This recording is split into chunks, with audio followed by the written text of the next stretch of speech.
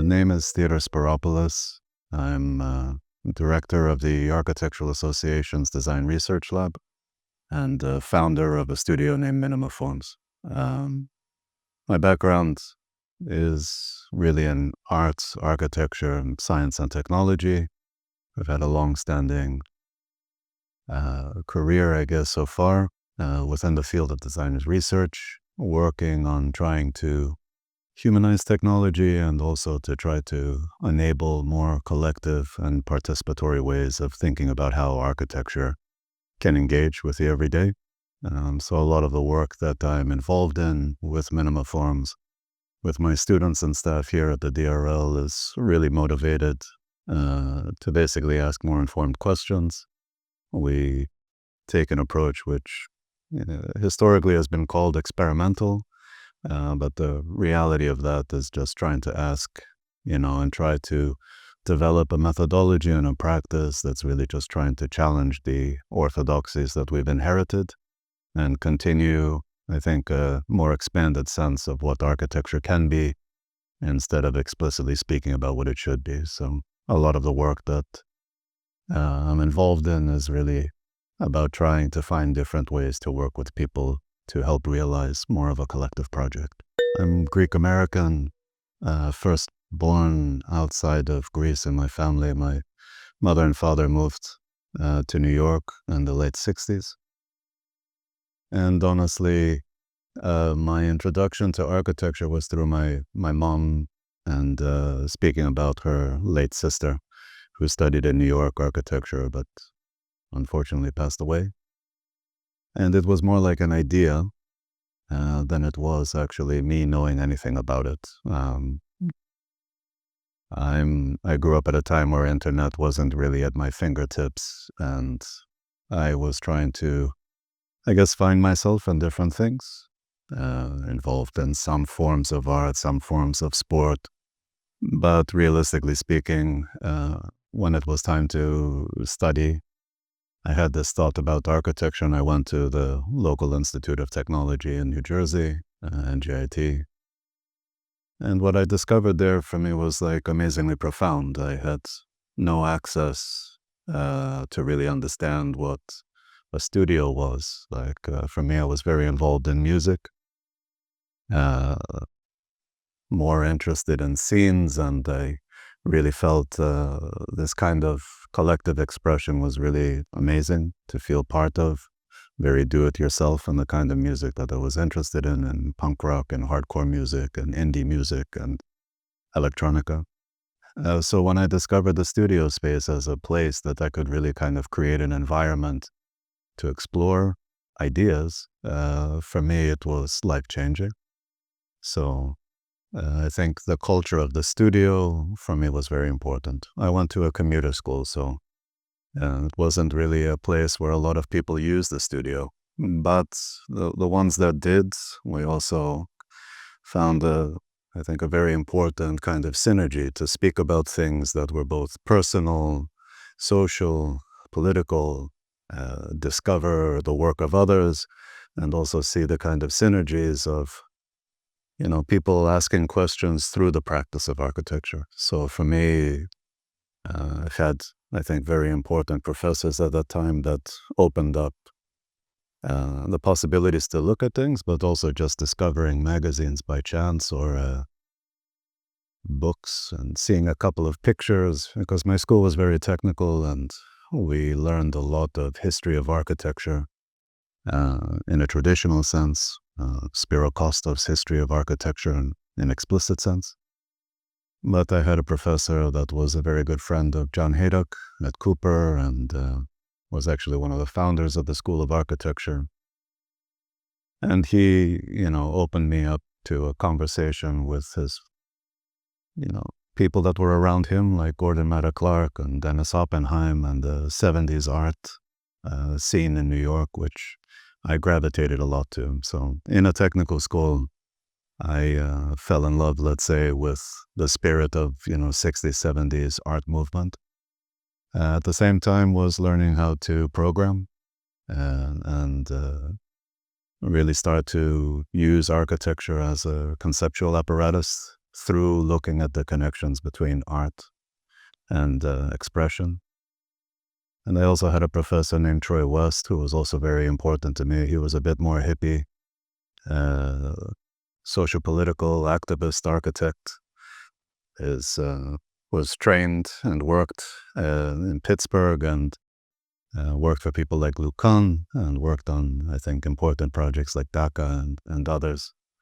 Um, was really part of the community of Newark where I was, which had a lot of challenges in its own right. Very involved in the small art community that was there. We did a lot of work that was really about public engagement, working with the Portuguese community and the Ironbound. He gave me opportunities to work and to kind of support like a project called the Kruger Scott Mansion, which was the first African cultural center that was being developed. And he basically renovated an old toy factory and tried to make it like an artist commune. Long story short, I was exposed to a lot of things. And I found a lot of purpose and motivation, and I found the different ways that people kind of approached architecture fascinating. And it was much a personal discovery as it was actually just a great interest in people.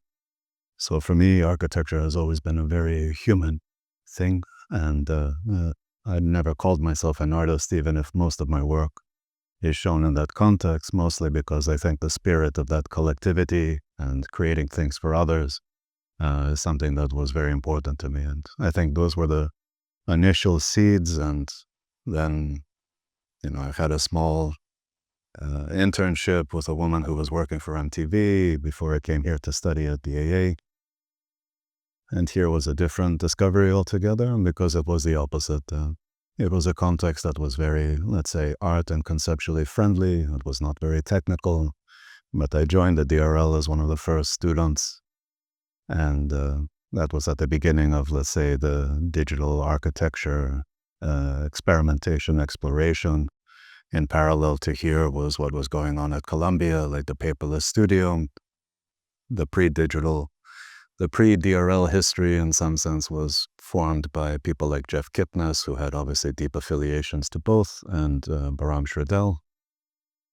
So I was lost and also in a sense in trying to find a way to challenge myself once again, discovered the studio, then discovered a very personal way to deal with architecture, but very limited in terms of its ability to be shared and collective. And the discovery of challenging myself through technological apparatuses that were much more contemporary allowed me to kind of connect back to the spirit and the social responsibility of some of those 60s, 70s people that I found very interesting. And the rejection of the institutions, all of that, land art, Michael Heiser, Robert Smithson, Rauschenberg, and, this kind of stuff. So when I came here, then, I had to embrace, a certain sense, the kind of tools of today. And I think that became a very important challenge. And I think I've been, negotiating those kind of early kind of explorations in a lot of the things that I've done. And when I returned back in 2005, in 2002, I returned back here to start teaching, but since 2005, directing the program that I came. So a lot of the things became quite full circle in a sense. I think my first professors at NJIT were just, in some sense, showing me that architecture could be a very personal thing. They were, in some sense, just opening up possibilities just by the nature of who they were and some of their interests.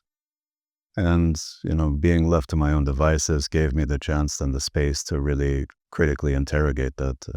Things that were very striking to me is I saw a photograph in a book of Coop Himmelblau's rooftop remodeling.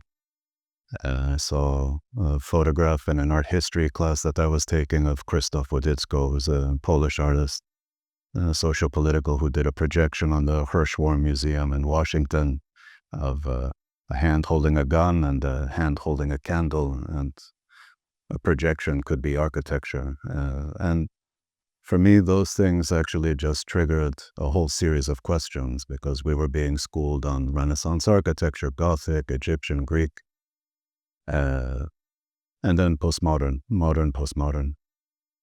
And in some sense, I've always tried to, find my voice in the things that I do. And I think that's why I also have an affinity to music and that form of expression.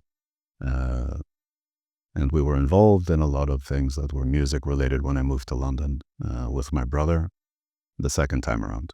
So when I decided after I graduated from the AA, and I discovered a lot of things here, but the reality of the things is I went back to New York for some personal reasons. I started working for Peter Eisenman.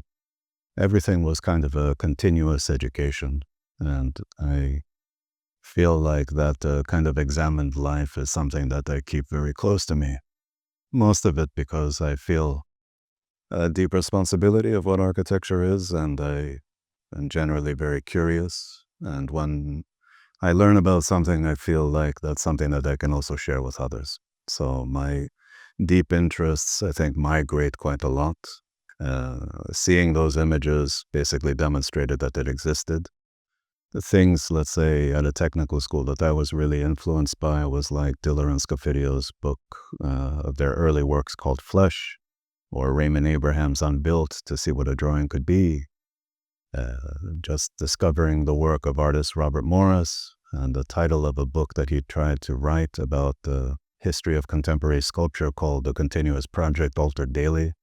I mean, these things were profound to me because even to think about a project as actually not being something explicit and finite, but something that continuously evolves project to project in a literal sense, but part of a larger kind of experiment, like Buckminster Fuller would say, a 50-year experiment, was for me, I think, very important. And it also kind of really gave me a sense of purpose to try to find a way to share that with others. And that's where, on my return, even if I was offered at the time when I graduated a teaching job here, when I came back with my brother who studied at Central St. Martin's, I started teaching at the AA and started working in different offices, like almost, I don't know, I guess someone for hire to do competitions and things like that because of my history with Eisenman and others. So I worked for Zaha, I worked for Homa Farjadi, Moise Mustafavi, a lot of people. It was a way for me to work a bit and then not be attached to an office and work on my own projects, which when I came here, it was very important for me to also create a space again. So the studio culture that I inherited from coming to school, I didn't find in offices. It was almost like another culture being educated at Eisenman. So creating Minimaforms for me was very important. And it was really a space for me and my brother to really question even disciplinary distinctions, what makes art, art, architecture, architecture, science, science, technology, technology. We found all of these things super artificial and very limiting. And so we really tried to create a place for us to be able to ask questions that we didn't find somewhere else. So, and it's, I think, something that I feel very also strong about the culture of education that I tried to foster here. For me, it's self-organized. It's about people coming together, but it's very experimental. It's disciplined with an idea of design research. It's motivated by the fact that the world isn't something that we can just blindly accept. We need to sort of see how we can actively participate. So I feel, I think, very connected to that. And that's where my motivation as an educator, someone who writes sometimes, someone who is deeply invested in practice, and, someone that has an interest in others. I mean, I feel the most important influence one can have is kind of shaping a culture around architecture and being able not only to speak about it, but to speak from a point of view that has deep, not only responsibility and accountability, but purpose, like what's at stake in the way that I work and how I generate work, conversations that I have with different disciplines. And that's led me down very different paths from early computation, cybernetics, to, working in a lot of art context, working with physicists, having discussions with people like Carlo Rovelli, who's talking about quantum loop theory, work with John Henry Holland and speak to kinds of issues of evolutionary developmental biology and algorithmic processes. I mean, it's led me down a path where I have a great interest in a lot of things, but I look for the connections between stuff. And that, I think, can't be something that's forced. I think that that's something that has to be done with a degree of integrity that is really filtered, I think, through the activity of seeing it as a project. So these things have motivated me, I think, quite a lot, and I think keeps me, both optimistic, enthusiastic in moments of time, to be honest with you, where I find serious differences between the 60s and 70s is really that. The spirit of the times is not with optimism. It's not a post-war period, actually. It's just a continuous war period. And I feel that it's very important that we kind of come together and find a better way. I think people need agency. If I continue with my path, let's say from Eisenman onwards, not from outside, let's say the formal project, but from inside, I learned a lot, both from Peter and from Zaha and Patrick, working in their office. There's a degree of complexity there, challenges of realization. There's a spirit of looking at space and form. And I have a lot of respect for it, but I also felt that it was a project that wasn't of my generation. And the reason that I state that is that even if a lot of the projects were very public, cultural, the aspects of public and culture that I was coming from wanted to speak about some other things. And to be honest with you, at the time, I couldn't really express it, but I felt it was important for me to try to find, let's say, my voice. I think the things that I always appreciated about the AA, which is not, the way that I came to the AA is not from a great knowledge of the AA. It was just a recognition that actually I saw that a lot of the people that I really found interesting in one way or another were connected to the place. I mean, at the time, there wasn't even really a website that was of any use for me to really understand what it was. It was more a belief that, for one reason or another, there was a certain convergence or belief that maybe architecture could be explored. When I went to Peter, I had, given a very, I think, unique opportunity. I finished the DRL in January 2001, and at that time, digital technologies, digital modeling was really at its early stages. And because of that, at an age of like 23, 24, could be given an opportunity really to be working on projects and realizations. I was involved in something called the City of Culture in Galicia, which were 6 buildings. I was given the first 2 buildings to work on, a library, a biblioteca and hemeroteca, and it was interesting because, we didn't have parametric tools. Our engineers couldn't really communicate in terms of information. File formats didn't exist that kept information, and we were really trying to just figure it out. And, there was a lot of responsibility on someone that didn't really have any access to building. And I found it an amazingly privileged position to be able to be part of a process to try to realize things. So I think in the act of realization, I learned a lot. But then beyond the realization, and beyond, I think, the general wonder of a project, I also started to feel like there was a necessity to kind of speak about architecture, potentially in a more expanded way. It's not denying the formal project, but it was expanding it. And I think it was expanding it by actually humanizing it rather than objectifying it. And that led me down a path that I think was important for me. It was a place of self-discovery. That's why I think my time at the DRL since 2002 and the same time I opened up my practice. Uh, and like I said, it was more about a space to create, I think was very important. And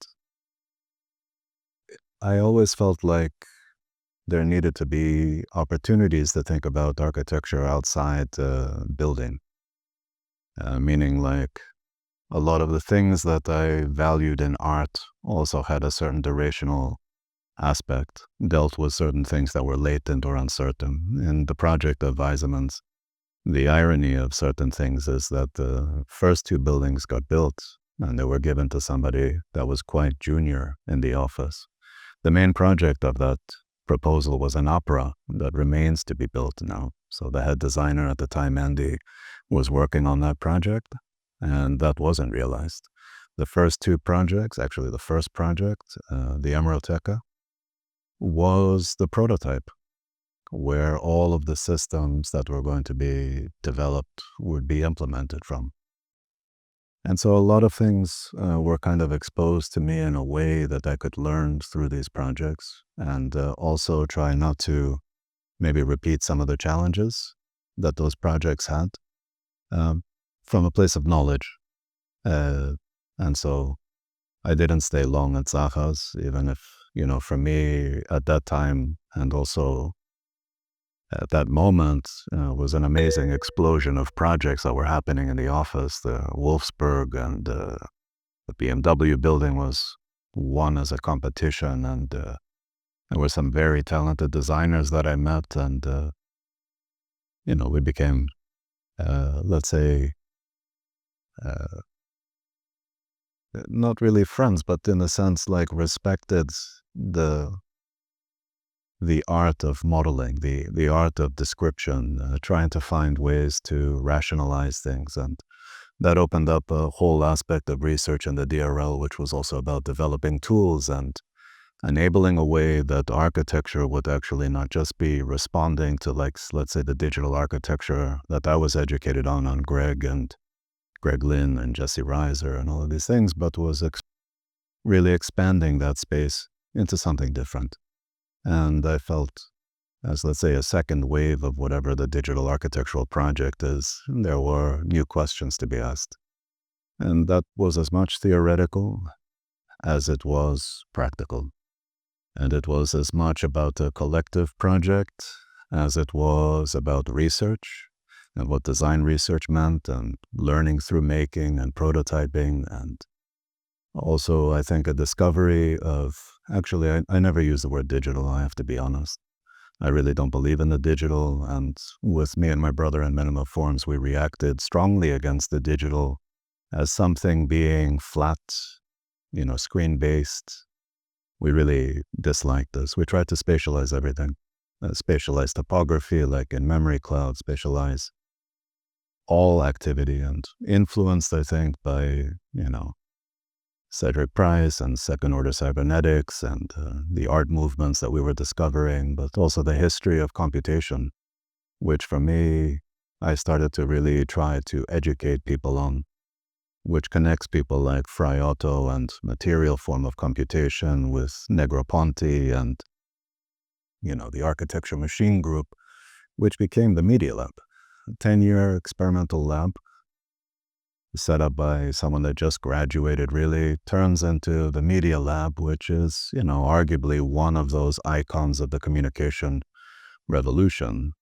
It's a bit fortuitous for me because I met Krzysztof Wodicko. He brought me to MIT in the summers. I was with him at the Center for Advanced Visual Studies, even learning about this alternative history, which was Grigory Kepes, people like Buckminster Fuller and Norbert Weiner coming and speaking, kinetic artists who were challenging the object and looking at the concept of system. But it wasn't system of control, it was just trying to deal with complexity.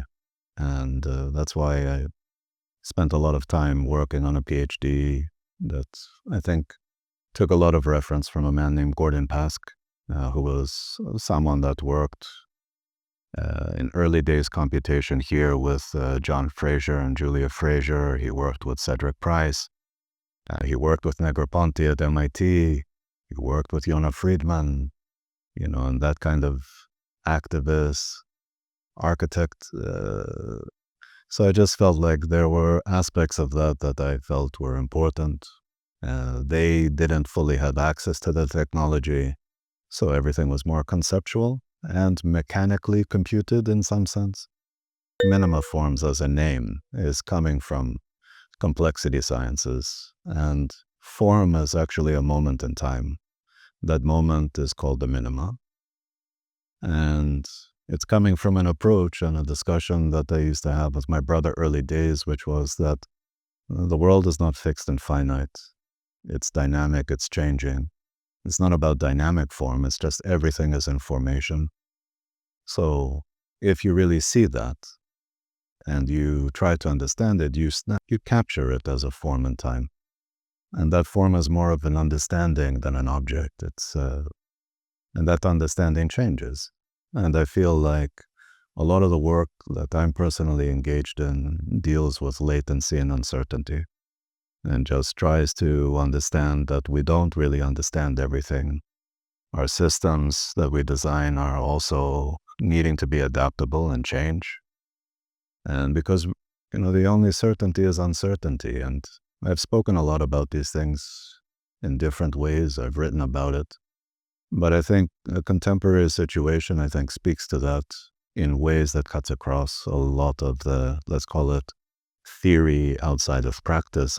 We are living in a moment of amazingly radical change. And I think architecture doesn't have a seat at the table. Because people don't really understand the possibilities of what architecture can be.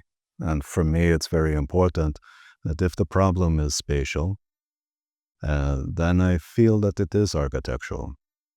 When we try to really have a discussion, and I take this very personally from a Minimaforms perspective, it's important that I make the motivation behind our work very clear, because the output is not. So the things that motivate me are much more about sensibility than style. The conversations that I have with people are always about purpose. But this isn't a simplistic idea. It's more about a desire to motivate and to bring people together. And if they can see themselves in the work, I think it creates an amazingly powerful moment where people not only have agency, but really contribute to the project. And so I feel like it's not about me educating, it's about me communicating the possibilities of what architecture can offer for problems that are very difficult. So, when we did Memory Cloud in here in Trafalgar Square, we got a lot of press. At the time, one of the newspapers said it could be the most obscene piece of art to be ever enacted in London. Mostly because we decided, and we spoke to the ICA at the time, this was in 2008, that we wanted to animate the built environment through conversation. That's a very different animate concept than, let's say, animate form that I was educated in. And we wanted to do that by hybridizing two forms of technology. One of the oldest communications, which is the concept of smoke signals, abstract plumes of abstract atmosphere, with SMS, a very personal way to text into something. And we spoke about it as a collective act of writing space. And we held it for 3 nights in Trafalgar Square, which at the time was only the 3rd time that an artist was given Trafalgar Square as a canvas. Trafalgar Square is used for all kinds of reasons, but as an art environment, it wasn't. And for me, that was a very profound thing, but it came from an idea. And that ideation, I think, was very conceptual, but also very accessible to people. And from my perspective, because you spoke about maybe some differences of some of the things that are generally known about places, with Minimaforms, it's known that we're interested in enabling people participatory. I almost have like a second life outside of, let's say, how people see me sometimes. educating the DRL. But the reality was that, public space is important to me. Those early conversations that I had, that I discovered,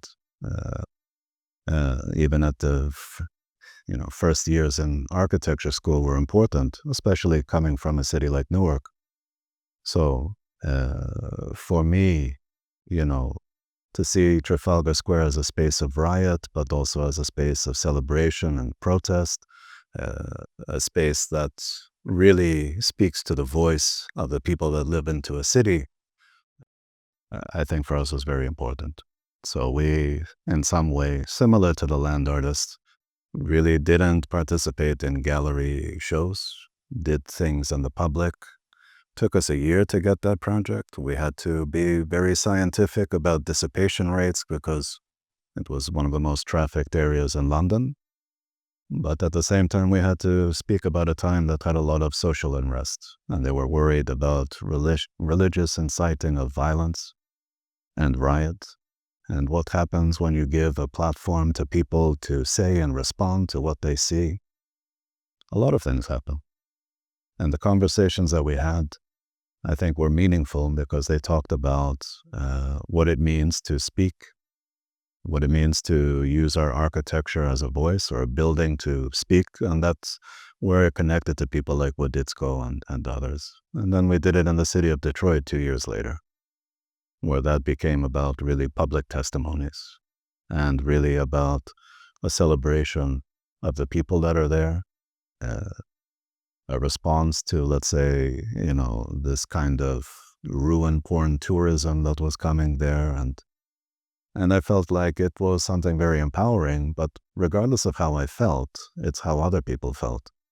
Because at the time, and I use it as an example because I think it's the most explicit, a year later, the curator that invited us to the Detroit Institute of Arts to do that, told us that it spawned a very interesting conversation in Detroit to see their city as a canvas. And they decided to support something called Electricity, which is a light biennial. And that's been going on since 2012. And all over the city, multiple artists, international and local, really community building, but also exposing people to the things that are there and making things very conversational. This was very impactful, and that's why I think Memory Cloud is still maybe our most important project, but it's an ephemeral structure. It remains actually in the minds of the people that observed it as really a trigger for them to see their city anew. And at the time, honestly, because the other artists that were being invited in the discussions in Detroit were, why do we need artists coming from abroad? We have a lot of artists in the city of Detroit. Our conversation was always like, our art is not about us. It's about you.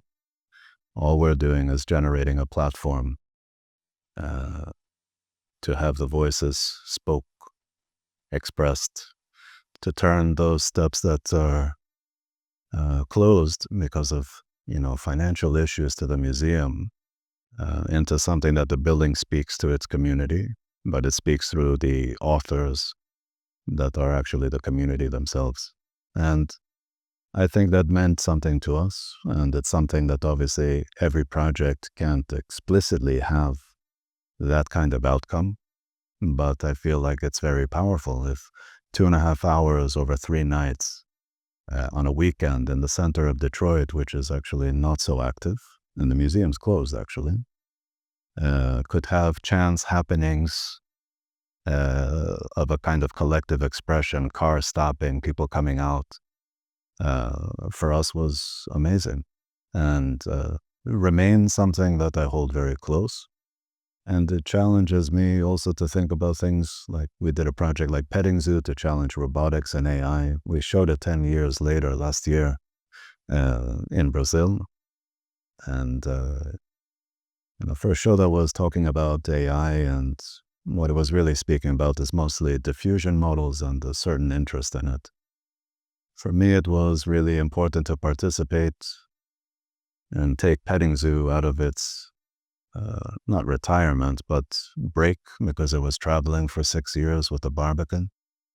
and show it in a context where diffusion models and AI films and these things were being showcased, uh, and give, let's say, the more tangible, we're going to live with these things. Maybe we should start speaking about demystifying technologies and really speak about the human aspect, the lifelike thing, the way that we are emotive and behavioral creatures. So I've spent a lot of time both doing PhDs, both teaching, both practicing, and I've never seen a separation between these worlds. It's not, let's say, a easy path, but I think it's profited me to have conversations with young people and uh, different generations. Maybe one of my closest colleagues here, David Green, was one of the founding members of Archigram, still remains at the age of 88, the person that I feel closest to in the school. And that says something because I do love the place.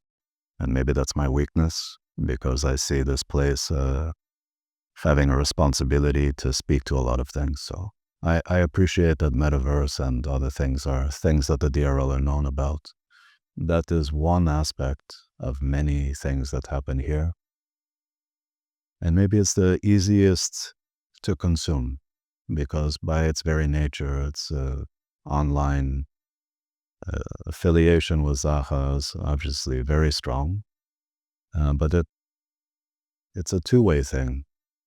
I mean, I think it's a very positive thing that our students can go and work at an office like that that was recognized, but also be part of its history.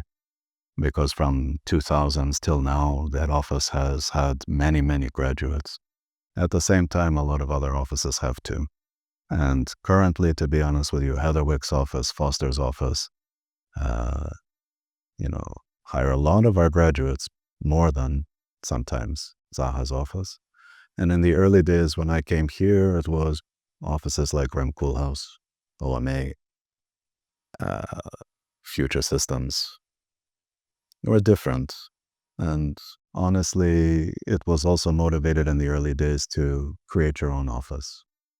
It wasn't always about just working for someone else. And I think that that's also a big change. Like in my feelings when I went to work for Peter or for Zaha or for anyone else, it was work, learn, and then move on and start your own thing and take responsibility of what it is that you're trying to develop and a culture that you're trying to foster. And that's very difficult, and most people don't have that uh, desire in practice.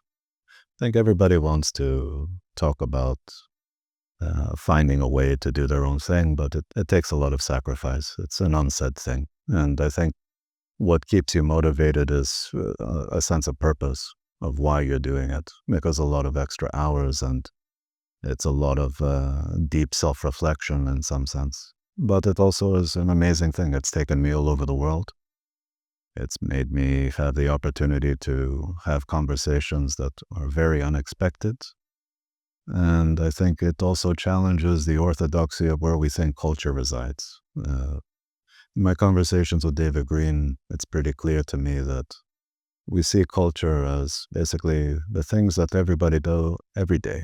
Like, I think it's very important. It's not about high culture, low culture, all of this kind of theoretical ways of appropriating, you know, what we value in society. It's just trying to be, I think, much more honest, not only with each other, but with ourselves, of the things that we value and think are important without needing the validation to kind of create something. And that's also where if I have to say, music for me has always been some sense, something that I've always felt connected to. And when we came here with my brother, we ended up having a lot of friends in the music world. I didn't have many architecture friends, actually. And I think that that was much more because I felt a sense of freedom and experimentation that had no burden of trying to make it more than it was. And that was a little bit liberating. but also because they never gave us any restrictions. We had ideas to do installations in the middle of a rave, airbase, whatever. You could get 3,000 people, and when you had that audience, what do you do with that? I'm not a DJ, but I want to do something large, atmospheric, engaging, participatory, and that's how a lot of our projects came about. We did a project called Becoming Animal that was discovered by the MoMA almost like 10 years later, but it was part of a show called Talk to Me. That was basically making everybody who was a participant a performer. We were engaged with a lot of subjects that were really about discovery, but not our only discovery. It's about witnessing and using installation as a way to, you know, conceptualize and prototype and learn about people and their curiosity and the fact that we're very habitual these days. I think it was and remains something very important to I've never waited for somebody to kind of unlock things. Even in the DRL, we don't have amazing resources. We have a very do-it-yourself culture. And the reality is that I don't really feel that there's any constraints. The limitations are us, like the way that we think.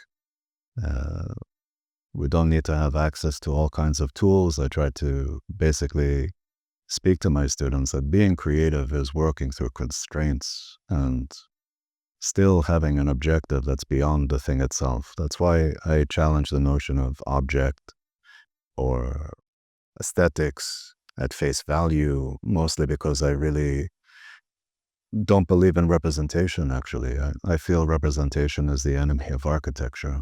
I think, when I speak about prototyping, it's about really learning in a proof of concept way so that you can really manage complexity. And it's not just about realizing. I try to teach and give examples of people like Eladio Dieste and others, working with concepts of technology and seeing it as something very human. It's not about digital stuff. That's why I really have no connection to those words.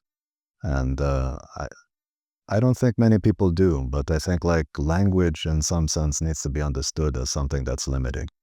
It's our best tool for communication, but it's still limited. And those limits, I think, are profound when you actually really do speak with people that also have to express complex ideas, but don't actually have the means that we find very close to us. Like we take it for granted that we can draw or make something and express an idea that's outside of ourselves, give it life. Most people aren't able to do that. And so I feel like that's also a responsibility for our side to not only speak about what we want, but actually to create a platform for a voice of others to be expressed. And that's why, for me, once again, like Memory Cloud or Petting Zoo or any of these kind of projects, these were all projects that were happening because of deep interrogation. My brother at Central St. Martin's making atmospheres, me doing a PhD for 10 years while directing the DRL. And I feel like, those conversations never have changed. They've just become more informed. So you go deep into the rabbit hole, but you can't just stay there. You have to look at the society that you're living in and you want to meaningfully contribute. So there's a lot of creative friction. And I think that means there's a lot of opportunity to try to do things better. There has to be an awareness, a self-awareness of the world. It's not London and it's not Manhattan. And for me, I feel quite connected and treat the DRL in a very horizontal way, non-hierarchical way, because I feel like I'm working with people. I don't feel like I'm teaching them. I feel like I learn from basically the fact that I have students that are coming from everywhere of the world. Last 3 years, I have students coming from Lagos. We've had students coming from Slovenia, Chile. We have students coming from all parts of the world. Many of them that I haven't been to. So I learn as much from them through those discussions that I think are critical, especially on the subjects that we look at. In my studio, we've been looking a lot about environmental issues. And in some sense, to be honest with you, I find it a bit paradoxical how the architectural profession responds to climate matters. They usually look at it as a material specification or an overcompensation of a building and how it's materialized. But these are global problems, and they impact all parts of the world. And the affordances of that have to be challenged with the magnitude of the problem. So in a lot of the work we've been doing the last 6, 7 years in my lab, in particular within the DRL, has been about looking at phenomenon as a form of technology, looking at ways to sustain life. And that actually is not a building problem. It's almost considering architecture as an infrastructure. We look at things like welding sand as a strategy for desertification. We look at quantum physics as explorations of wave phenomenon and how it basically creates an underlying kind of organizational logic in almost everything. And I think working on it means making it tangible. And that's where like science experiments or reading papers or speaking to physicists or going to the Jet Propulsion Lab and talking to space architects, whatever it takes. I just want to kind of enable people to feel that they have agency and also a deeper understanding that they can reach out. There's a community of people that are also asking questions, especially about their discipline. So I say that I don't have very clear love for disciplinary distinction, mostly because it's led to a specialization that has separated knowledge than actually try to find a framework to bring those things together. And the crises that everybody speaks to these days, I think have always been crises, but the urgency for us to meaningfully look at how things have accelerated demands that we actually really listen as much as speak from a place of any so-called authority. So I think that this is really where the larger kind of collective problems necessitates also young people to feel that they are much more empowered to do things. But I think if there are things that younger generations could possibly learn from my generation is that we were okay just doing what we were doing as long as it felt that it was honest to us. It didn't have to have acceptance from everyone, because most ideas don't.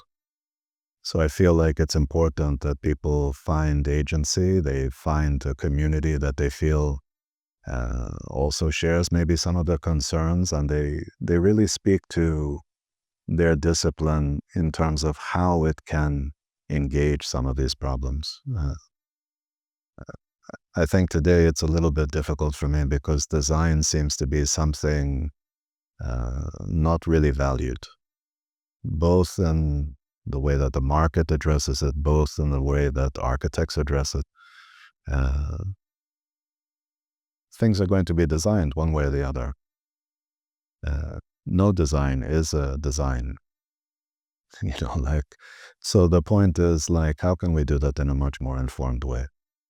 And how can we have that same self-criticality, but also feel the responsibility to propose alternatives, alternative models, alternative solutions, and open them up to the same criticism that we may have of the things that we find in front of us? Then I think that there's a real chance of creating a meaningful dialogue, which today is very difficult, but I think is the only way forward.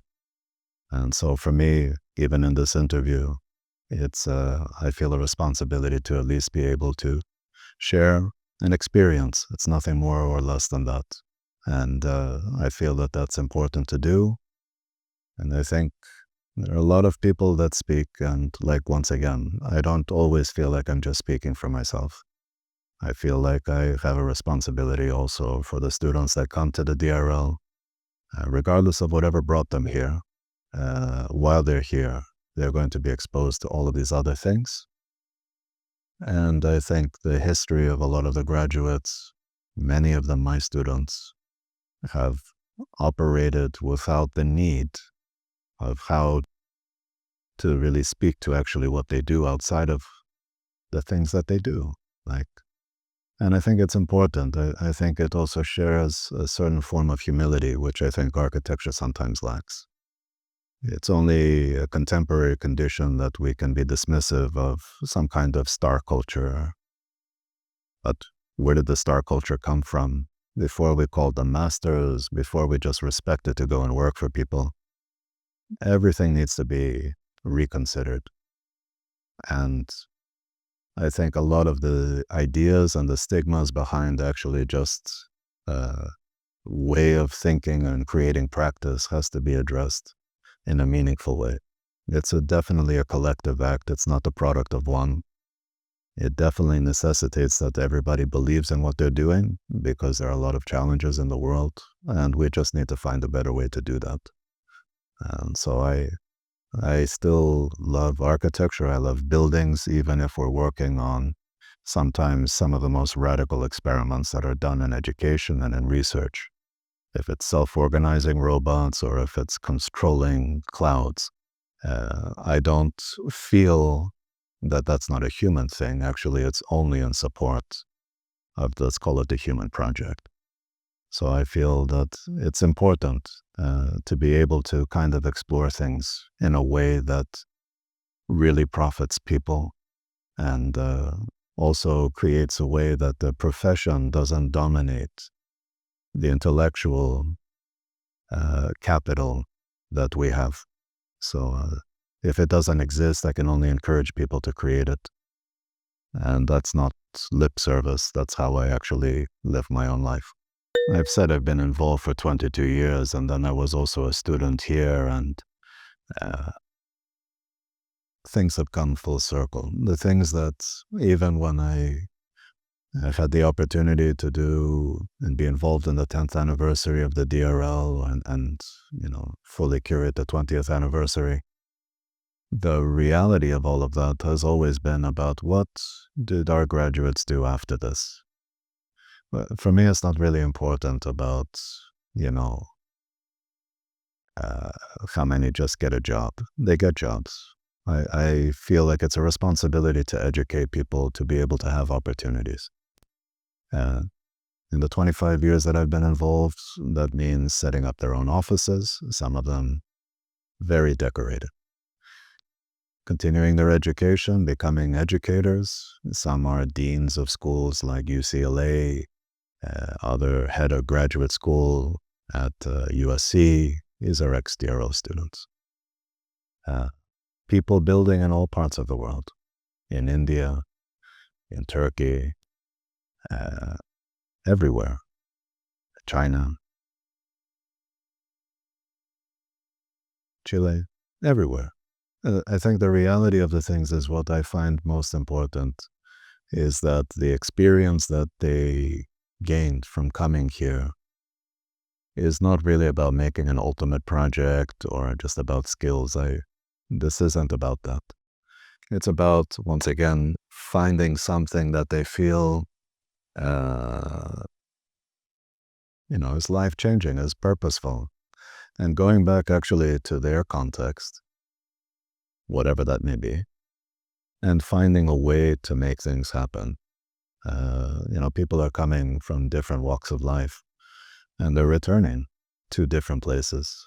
The spirit of actually believing that you can work with people and do something is the thing that I think is most important. Working with constraints, whatever it is, not working for some perfect client, actually being, also initiating projects that you don't see, not waiting for things, going and setting up institutions or proposals that basically give even public authority things to think about.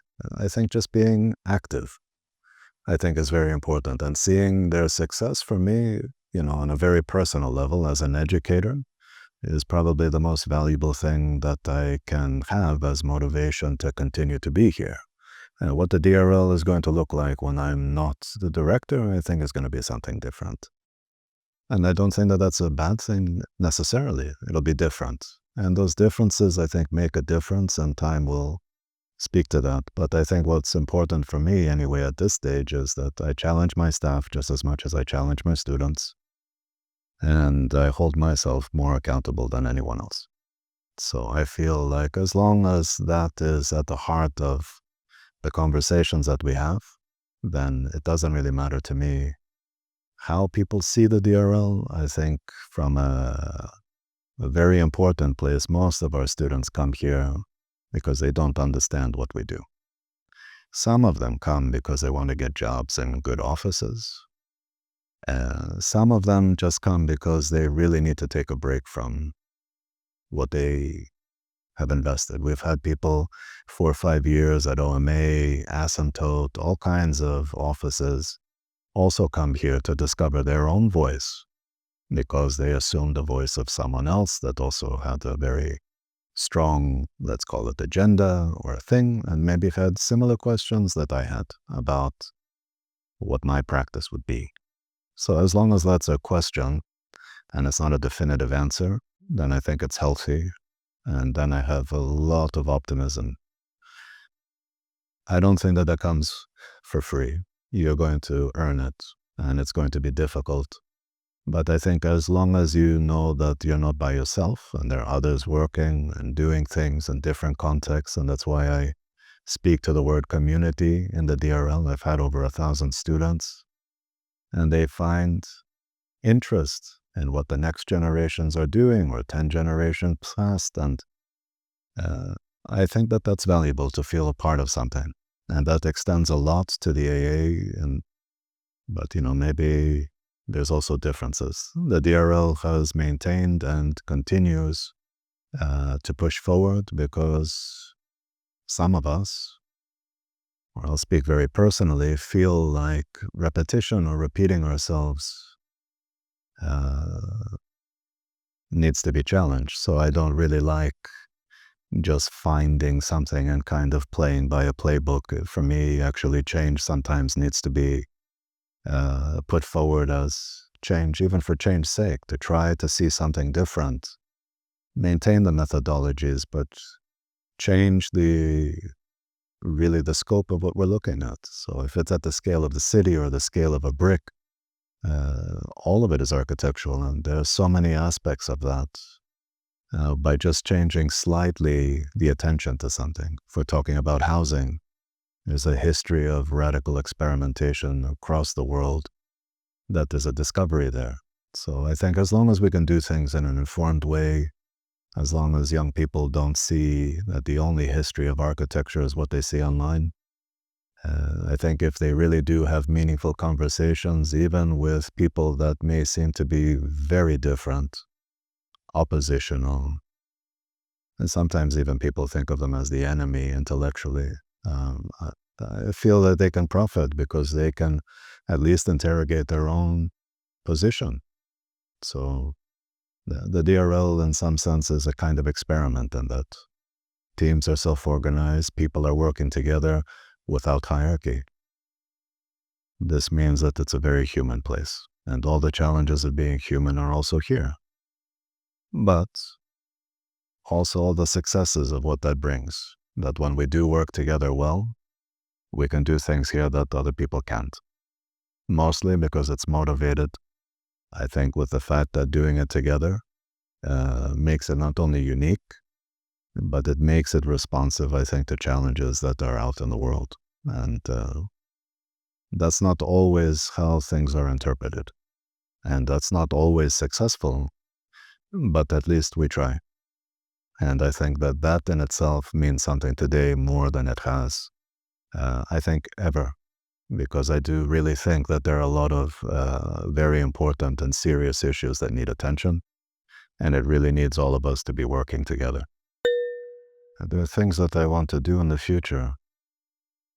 I really like physics because it basically tells me that from that perspective, there's no concept of the past and there's no concept of the future. Everything is now. I don't really think about the future as much as like trying to make a plan for something. I actually don't believe in plans anymore. I think any time in my life that I made a plan, things went somewhere different.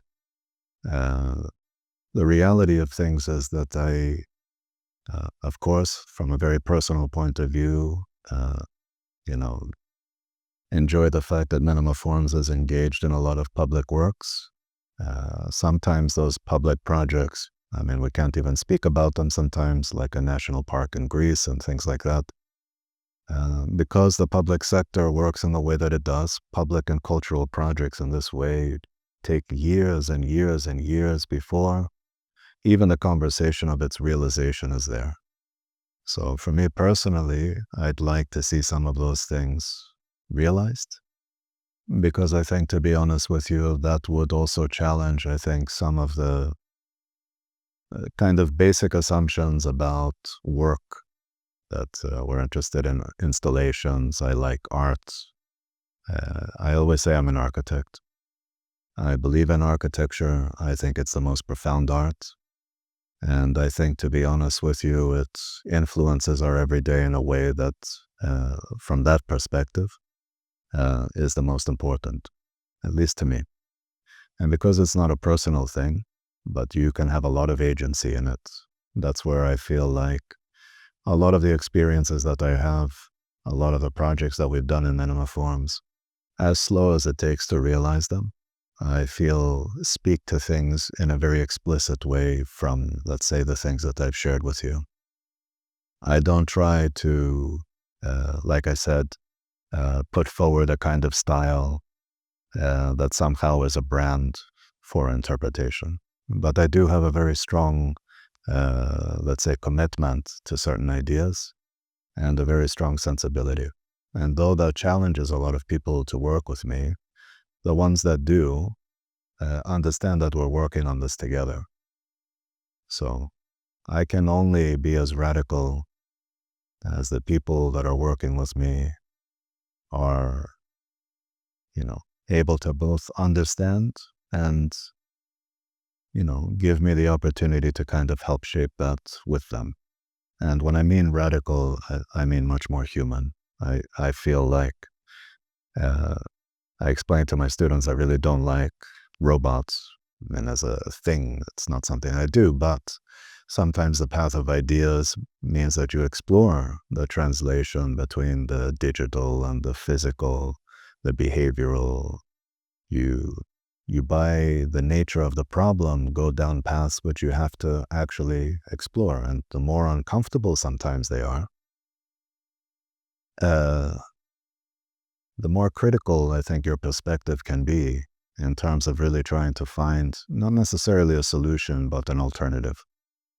And I think I'm in the business of constructing alternative models. It's not a business of money, it's a business of purpose. And I feel like it's expressed in many different ways, but at the heart of it, just witnessing people actually engaging in things and really finding novelty and really trying to understand stuff and just even being curious, for me is very purposeful. It changes their day. Sometimes it changes their perspective of their own city. And I think, like, at the end of the day, that, that for me is reason enough.